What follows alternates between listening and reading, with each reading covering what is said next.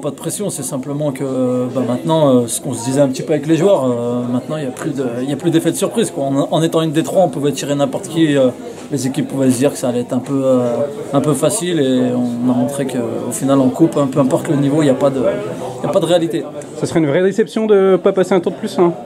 En jouant le même niveau que nous, oui, ça serait une déception, clairement. Après, on est conscient qu'il ne faut pas faire les mêmes erreurs que les équipes qui ont joué contre nous ont fait. Donc, on va aller là-bas sérieusement, en prenant l'adversaire très au sérieux. Je connais un petit peu l'entraîneur en plus, donc voilà. Le discours de motivation est tout trouvé, voilà, c'est dire aux joueurs, vous avez réussi un exploit, attention maintenant de ne pas vous relâcher. Voilà, exactement. C'est le plus dur a été fait, mais le pire, ça serait de se voir un peu trop beau et de pas faire ce qu'il faut pour passer ce tour. Ça serait vraiment dommage. Qu'est-ce qu'elle représente pour vous cette Coupe du Rhône?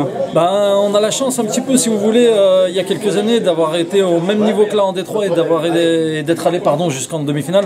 Donc on sait que c'est possible et que la Coupe du Rhône est une très belle compétition à jouer et les joueurs le savent et c'est vraiment moi le discours en tant qu'entraîneur, c'est allez pour vous la coupe, faites-vous plaisir, et il y a vraiment dans cette coupe de quoi se faire vraiment plaisir. On est en début d'année, si tu as un vœu à faire au niveau sportif, qu'est-ce que tu peux souhaiter à ton équipe, à tes joueurs? Pas de blessés, c'est tout, le reste ça reste que du foot, c'est vraiment secondaire, c'est pas de blessés, j'ai eu beaucoup de blessés en début de saison, donc je touche du bois pour que sur la deuxième partie de saison j'en ai le moins possible.